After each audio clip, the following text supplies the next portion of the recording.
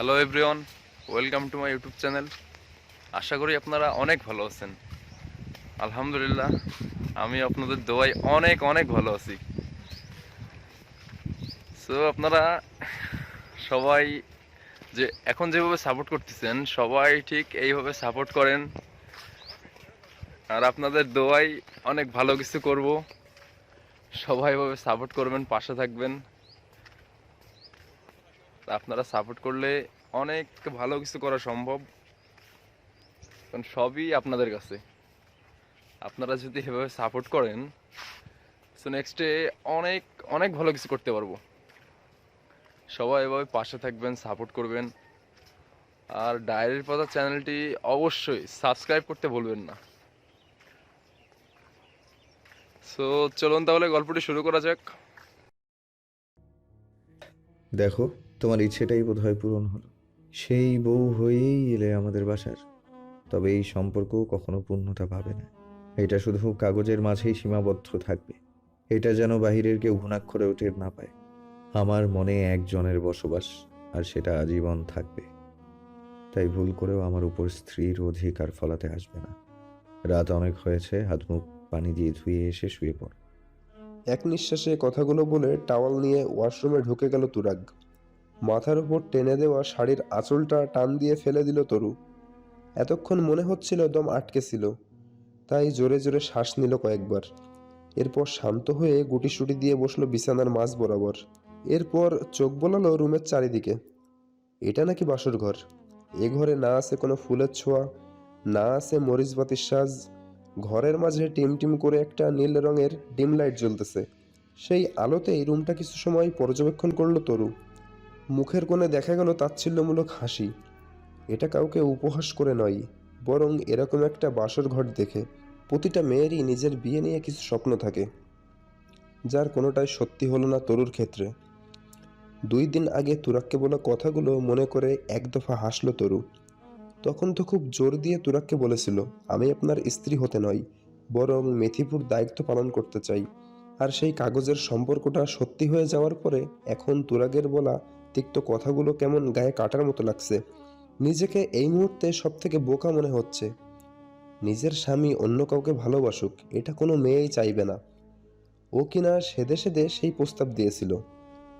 রুমে জ্বলতে থাকা লাইটের আবছা আলোয় নিজের গায়ে জড়ানো শাড়িটার দিকে তাকালো। নীল রঙের একটা শাড়ি, তবে নীল রঙের আলোর সাথে মিশে এখন আরও শাড়ির নিজস্ব রং বোঝা যাচ্ছে না। বিয়ের দিনও গায়ে জড়িয়েছে ফুপির শাড়ি। তুরাক চাইলেই কিন্তু একটা নতুন লাল বেনারসি কিনে দিতে পারত, কিন্তু তা করেনি। বরং মায়ের আলমারি খুঁজে এই শাড়িটা বের করে দিয়ে এসেছিল। এসব হাবিজাবি চিন্তা করতে করতে ওয়াশরুমের দরজা খোলার আওয়াজ হলো। আওয়াজ কানে আসতেই মাথা তুলে সেদিকে তাকালো তরু। উদম গায়ে শুধু একটা ট্রাউজার পরে বেরিয়ে আসছে তুরাগ। গলায় একটা টাওয়াল ঝোলানো, ফর্সা শরীরে পানির বিন্দুগুলো চিকচিক করছে। তাড়াতাড়ি চোখ ঘুরিয়ে অন্যদিকে তাকালো তরু। এখনো খাটের মধ্যে বসে আছো? এতক্ষণে চেঞ্জ করতে পারতে না শাড়িটা? তুরাগের কথার প্রতি উত্তর না করে খাট থেকে নেমে দাঁড়ালো তরু। এ বাসায় আসার সময় যে ব্যাগে জামা কাপড় নিয়ে এসেছিল, সেই ব্যাগটা এই রুমে দিয়ে গিয়েছে সুফিয়া খালা। তরু অন্যদিকে মুখ করেই হেঁটে হেঁটে সেই ব্যাগের কাছে গেল। ব্যাগ থেকে একটা কালো রঙের থ্রি পিস খুঁজে বের করলো। সেটা নিয়ে তৎক্ষণাৎ ওয়াশরুমে ঢুকে পড়ল। প্রায় মিনিট দশেক পর ফ্রেশ হয়ে বের হলো তরু। কালো রঙের কাজ করা জামা, সাথে প্লাজো, ওড়নাটা গলায় ঝুলানো, একদম সিম্পল রূপ। ওয়াশরুমের দরজায় থাকতে তরুর দিকে নজর গেল তুরাগের। কিয়ৎক্ষণ সেদিকে তাকিয়ে অন্যদিকে মুখ করে শুতে গেলে নাক গিয়ে লাগলো সোফার সাথে। নাক চেপে ধরে উঠে বসলো তুরাগ। নিজের মাথায় নিজেই চাপড়ালো, কারণ ও যে সোফায় শোয়া ছিল তা প্রায় ভুলেই বসেছিল। আর সে কারণেই তো ঘুরতে নাকে ঘষা লাগলো ফোমের সাথে। তুরাগের এই অবস্থা দেখে ফিক করে হেসে দিল তরু। চোখ বড় বড় করে সেদিকে তাকালো তুরাগ। সেই চোখের দিকে নজর যেতেই তৎক্ষণাৎ হাসি থেমে গেল তরুর। তুরাগ যে রেগে আছে তা ওর মাথায় ছিল না। কিছু না বলে পা টিপে টিপে গিয়ে সোফার সামনে দাঁড়ালো। তুরাগের উদ্দেশ্যে বলল, এটা আপনার বাসা, বেডও আপনার। আপনি চাইলে বেডে শুইতে পারেন, আমি সোফায় শুতে পারবো, সমস্যা হবে না। Are you sure? Hmm. Turag আর কোনো কথা না বাড়িয়ে নেমে গিয়ে শুয়ে পড়ল বেডে। সেদিকে পলকহীন কিছু সময় তাকিয়ে রইল তরু। মনে মনে হয়তো আশা করেছিল তুরাগ বলবে, আমি সোফায় শুই, তুমি বরং বেডে শোও। তা না বলে তরুর এক বলাতেই নিজে গিয়ে বেডে শুয়ে পড়ল। এখন তরু কি করবে? নিজের বোকামের জন্য আবারও মাথা চাপড়াতে মন চাচ্ছে। এই বেটা তো একটা নিরামিষ, এক নারীতে আসক্ত পুরুষ মানুষ। সে কেন তরুর কথা ভাববে? এটা কেন আগে মাথায় এলো না? তাহলে কখনোই তাকে বলতো না বেডে শোয়ার জন্য। নিজেকেই নিজে মনে মনে গালমন্দ করে সোফায় শোয়ার প্রস্তুত নিল তরু। সোফার হাতলে মাথা রেখে চুলগুলো ছেড়ে দিল। চুলগুলো গড়িয়ে ফ্লোর অবধি পৌঁছালো, যা থেকে তখনও পানি ঝরছে। সেই পানিতে ফ্লোর ভিজে যাচ্ছে, সেদিকে খেয়াল নেই তরুর। সে মগ্ন হলো জীবনের হিসাব মেলাতে। এই দুদিন এই ঝড়ঝাপটা গেল তাদের ওপর। জীবনের মোড় কিভাবে ঘুরে আজ ওই পরিস্থিতি এলো তা ভাবতেই মগ্ন হলো। ফ্ল্যাশব্যাক। তারামন বিবিকে কোনোভাবেই মানানো যায়নি। তিনি তার কথায় অটল। এদের বিয়ে না দেওয়া অবধি তিনি পানি অবধি শুয়ে দেখবেন না। জেদের বর্ষবর্তী হয়ে অসুস্থ হলেন, তবুও হার মানলেন না। শাশুড়ির এমন অবস্থা দেখে ভড়কালো তহমিনা। এরকম করার কোনো কারণ খুঁজে পেল না। সেই শুরু থেকেই এই ফ্যামিলির এক একজনের মন বুঝতে পারেনি তহমিনা। মায়ের অসুস্থতায় নরম হলেন নুরুল ইসলাম। তার উপরে কথা বলে তেমন সুবিধা করতে পারেন না তহমিনা। স্বামীর ওপর জোর খাটানোর চেষ্টা করেও লাভ হয়নি। তিনি তার মায়ের কথায় রাখবেন। এদিকে তুরাগকে মানানো ছিল একটা চ্যালেঞ্জ, তবে তা সম্ভব হয়েছে মিথিলার মায়ের জন্য। গত পরশুদিন বিকেলের দিকে তায়েব সাইয়েদের সাথে এই বিষয়টা নিয়ে কথা কাটাকাটি হচ্ছিল। সেই মুহূর্তে তুরফা তহমিনার কাঁধে ভর করে বাসায় প্রবেশ করছিলেন মিথিলার আম্মা। এক সময় তিনি চাইতেন যার জন্য তার মেয়ের এমন অবস্থা হয়েছে সে যেন তার মেয়ের দায়িত্ব নেন। কিন্তু এই মুহূর্তে মিথিলার আম্মা ছিল পুরো ভিন্ন রূপ। তিনি যেন তুরাগকে সহ্যই করতে পারছিলেন না। তিনি কাটকাট গলায় জানিয়ে গেছেন, মিথিলা যদি সুস্থও হয় তিনি বেঁচে থাকতে তুরাগের সাথে কোনোদিন বিয়ে সম্ভব নয়।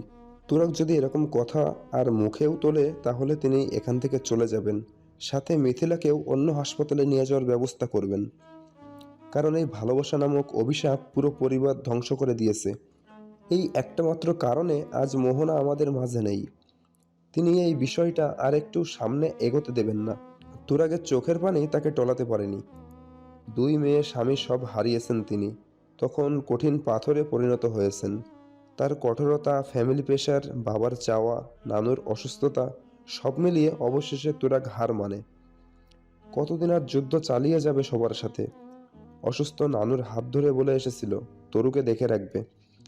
এরপর শুধু পরিবারের মানুষজনের সামনেই কাজী এসে বিয়েটা সম্পন্ন করেছিল। তহমিনা বেগম পুরো নিস্তুপ হয়ে আছেন। তিনি এসব একটাবারের জন্যও তরুর সামনে আসেননি। না কোনো আগ্রহ ছিল এই বিয়েতে। তা নিয়ে এক প্রকার মন খারাপ ছিল। তার উপর সবার অগোচরে তুরাগ যা বলার তা তো বললই। Flashback and. জীবনের নতুন মোড়টা হুট করে হয়ে গেল। এখন ভবিষ্যতে কি হতে চলেছে তা জানা নেই কারোই।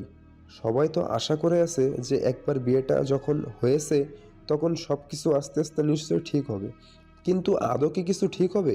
দীর্ঘশ্বাস বেরিয়ে এলো ভেতর থেকে। তরু মুখ ঘুরিয়ে তুরাগের দিকে ফিরল। তুরাগ ওর দিকে মুখ করে শোয়া ছিল। তরু তাকাতেই চোখাচোখি হলো। তরুকে জিজ্ঞেস করলো, ঘুমাচ্ছ না কেন? আপনি ঘুমাচ্ছেন না কেন? ঘুম আসছে না।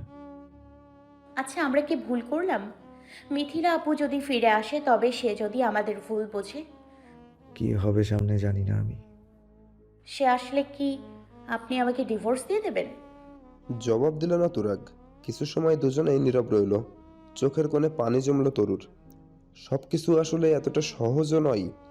কোনো নারী তার স্বামীর ভাগ অন্য কাউকে দিতে পারে না। তবুও তরু নিজেকে মিথ্যে সান্ত্বনা দেয় যে তুই তো সব জানতি তরু, তবুও তো বিয়েতে মত দিয়েছিস। এখন কেন কষ্ট পাচ্ছিস? ঘুমিয়ে পড়েছো? তুরাগের কণ্ঠ কানে আসতেই হাতের উল্টো পিঠে চোখের কোণে জমে থাকা পানিটুকু মুছে ফেলল। জানালার পর্দা গলিয়ে ভেতরের মিষ্টি আলো চোখের পাতার ওপর পড়তেই ঘুমে ব্যাঘাত ঘটল তুরাগের। গায়ে থাকা পাতলা কাঁথাটা টেনে চোখ অবধি টেনে নিল। ঘুমানোর ব্যর্থ চেষ্টা করলো, কিন্তু দম বন্ধ হয়ে আসতে লাগলো। মুখ ঢেকে ঘুমানোর অভ্যাস একদমই নেই। কাঁথাটা টেনে আবার নামিয়ে ফেলল, আর সাথে সাথেই চোখে পানির ফোঁটা এসে পড়ল। চোখ মেলে তাকালো তুরাগ। হাতের দিকে তাকিয়ে দেখলো হাতের উপরেও কিছু পানি পড়ে আছে। বিন্দু বিন্দু পানিগুলো শিশিকণার ন্যায় মনে হচ্ছে। পানির উতস খোঁজার জন্য চোখ ঘুরিয়ে সামনের দিকে তাকালো তুরাগ। কিছু সময়ের জন্য যেন থমকে গেল।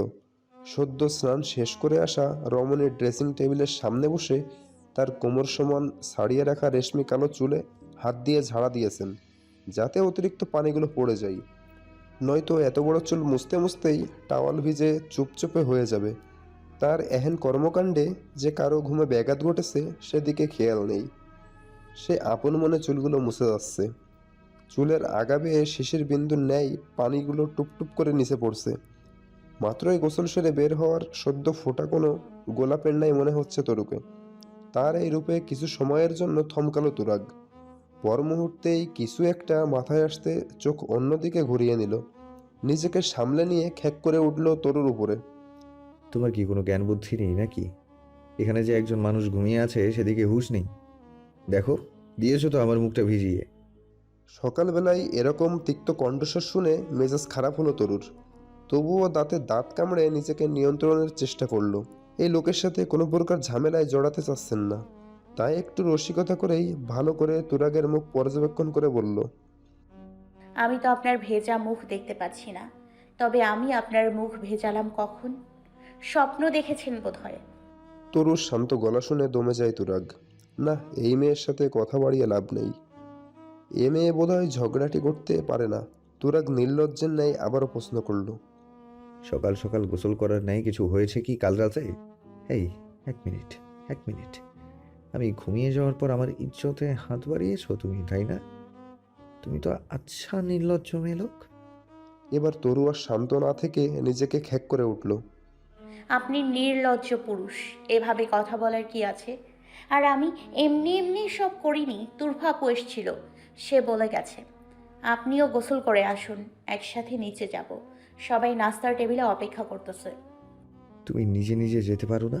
আমার জন্য অপেক্ষা করার কি আছে? আমি কি তোমাকে কোলে নিয়ে যাব নাকি?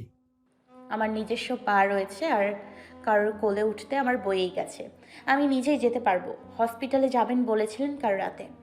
এরপর কালাম ভাইয়ের সাথে দেখা করবেন। অনেক মজা, অনেক কাজ। আগে হসপিটালে যেতে হবে, তাড়াতাড়ি করুন। তরুর মুখে হাসপাতালের কথা শুনতেই মুহূর্তের মধ্যে হাসি হাসি মুখটাই বিষাদের ছায়া নেমে এলো। এতক্ষণ বোধহয় সেসবে ভুলেই ছিল। মিথিলার কথা মাথায় আসতেই মস্তিষ্ক বারবার জানান দিল, তুই ভুল করেছিস তুরাগ, ঠকিয়েছিস তুই, অন্যায় করেছিস তুই। এর ফল তোকে ভোগ করতে হবে। মস্তিষ্কের কথাগুলো যেন সামনে থেকে কেউ বলছে, এমন মনে হতে লাগলো তুরাগের। মুহূর্তেই তরুর প্রতি রাগ চলে এলো। বিছানা থেকে নেমে দাঁড়ালো। গটগট পায়ে এগিয়ে এলো তরুর সামনে। সামনে তুরাগকে দাঁড়াতে দেখে বসা অবস্থায় মুখ তুলে তুরাগের দিকে তাকালো তরু। অন্যদিকে মুখ ঘুরিয়ে নিল তুরাগ। শক্ত করে হাতের কঞ্জি চেপে ধরল। চিনচিনে ব্যথা অনুভব করলো তরু, তবে হাত ছাড়ানোর চেষ্টা করলো না। মুহূর্তের মধ্যে রূপ বদলানোটা একধানে তাকিয়ে তাকিয়ে দেখছে তরু। তুরাগ ভেতরে তোলপাড় চলছে তা বুঝতে পারে তরু, তবে সেই তোলপাড়ের ক্ষত কতটা গভীর তা অনুভব করতে পারে না। একজনের কষ্ট অন্যজন কখনোই উপলব্ধি করতে পারে না। মুখে যদিও বলে তোমার মনের অবস্থা আমি বুঝতে পারছি, তবে সেটা প্রকৃত সত্য কথা নয়। বসার টুল থেকে একটানে তুলে দাঁড় করালো তরুকে। তুরাগের হাত টেনে দেওয়ায় তরুও উঠে দাঁড়ালো। হাত টানতে টানতে রুমের বাহিরে নিয়ে গেল তরুকে। তরুও বিনা বাক্যে ব্যয়ে তুরাগের পায়ের সাথে পা মেলাই। তরুকে রুমের বাহিরে এনে মুখের ওপর দরজা আটকে দেয়। তরুর দৃষ্টিতে ভেসে ওঠে সেদিন রাতের স্মৃতি। যে রাতে তুরাগ খাবে না, তারপরেও জোর করাই রুম থেকে বের করে এভাবে মুখের ওপর দরজা আটকে দিয়েছিল। সেদিন অপমানে কান্না চলে এসেছিল, তবে আজ কেন কান্না আসছে না? সবটা যেন একদম স্বাভাবিক মনে হচ্ছে। নিজেকে অনুভূতি শূন্য লাগছে। মস্তিষ্ক বারবার জানান দিচ্ছে, তুই ভুল সিদ্ধান্ত নিয়েছিস তরু। এভাবে কোনো সংসার হয় না। স্বামী যদি স্বামী না থাকে, সে বিয়ে করেও অন্য মেয়ের প্রেমে অন্ধ থাকে, সেখানে কিসের সংসার হবে? বন্ধ দরজার সামনেই কিছুক্ষণ দাঁড়িয়ে থাকে তরু। দাঁত দিয়ে নিচের ঠোঁট কামড়ে ধরে রেখেছে। মস্তিষ্ক যখন কোনো কিছু নিয়ে চিন্তায় মগ্ন থাকে, তখন এই কাজটা তরু প্রায়শই করে থাকে। তরু নিজের মনকে বোঝায়, বিয়ের পরে সব কিছু কেমন যেন অন্যরকম লাগছে। বিয়ে মহান আল্লাহ তাআলার দেওয়া নেয়ামত। বিয়ে নামক পবিত্র বন্ধনে আবদ্ধ হওয়ার পরে স্বামী স্ত্রীর পরস্পরের প্রতি আকর্ষণ জন্মানোটা খারাপ কিছু নয়। তবে তরুণ কেন মনে হচ্ছে এখন যা কিছু হচ্ছে সবকিছু মিথ্যা? এগুলো একটা স্বপ্ন। ঘুম ভাঙলে যেন এসব মিথ্যা হয়ে যায়, জীবনটা যেন একদম স্বাভাবিক থাকে। এসব আকাশকুসুম চিন্তা ভাবনার মাঝেই কাঁধে কারো হাতের স্পর্শ লাগতেই চমকে ওঠে তরু। ভাবনার জগৎ থেকে ফিরে আসে বাস্তবে। দরজার দিক থেকে মুখ ঘুরিয়ে পেছনে তাকাই। তরুর কাঁধে হাত, দাঁড়িয়ে গম্ভীর মুখে দাঁড়িয়ে আছে তুরফা। তুরফাকে দেখে ঘুরে তুরফার দিকে তাকায় তরু।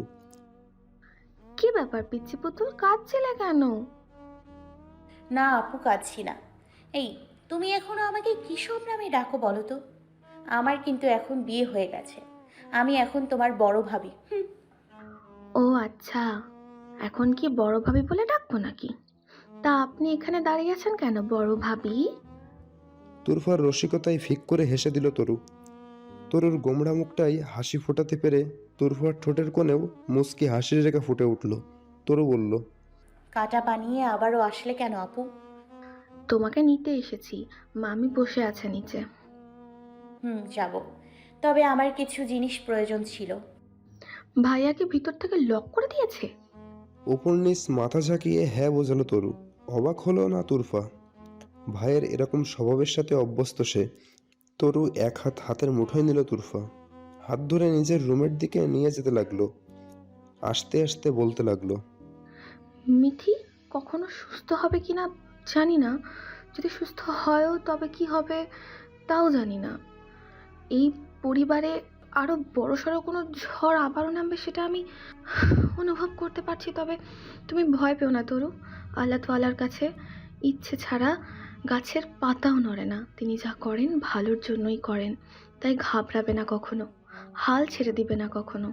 শক্ত হতে হবে তোমাকে। আমার ভাইয়াটা খারাপ মানুষ নয়, তবে মিথিলার অ্যাক্সিডেন্টের পরই এমন উগ্র স্বভাবের হয়েছে। তবে আমার চলে যাওয়ার এখন আবার ওর মাঝে আগের তুরাগ ভাইয়াকে দেখতে পাচ্ছি আমি। আগে চাইতাম ও যেন মিথিলাকে না ঠকায়, এখন আমার মন চাচ্ছে ভাইয়া যেন তোমাকেও তোমার অধিকার থেকে বঞ্চিত না করে। এমন একটা মুহূর্তে আমার কি করা উচিত আমি জানি না। আমিও নিরুপায় বোন, তবে দোয়া করবো আল্লাহর, যেটা উত্তম মনে হয় তিনি যেন সেটাই করেন। কথা বলতে বলতে রুমে ঢুকলো দুজন। হাতের তালু ছেড়ে তরুর হাতের কঞ্জি ধরে বিছানায় বসাতে চায় তুরফা। মনের অজান্তেই উফ শব্দ বের হয়ে যায় তরুর মুখের থেকে। এভরিওয়ান, গল্পটি কেমন লাগলো আপনাদের? আশা করি ভালো লাগছে। সো ভালো লাগবে, ভালো কিছু হবে। সবাই পাশে থাকবেন, সাপোর্ট করবেন, লাইক কমেন্ট শেয়ার করবেন।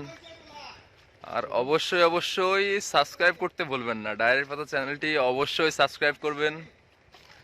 আর আপনাদের জন্য আর ভালো কিছু করতে পারি, সবাই পাশে থাকবেন, আমার জন্য দোয়া করবেন। আর আমিও দোয়া করি আপনারা ভালো থাকেন, সুস্থ থাকেন। ওকে, সবাই ভালো থাকবেন। আল্লাহ হাফেজ।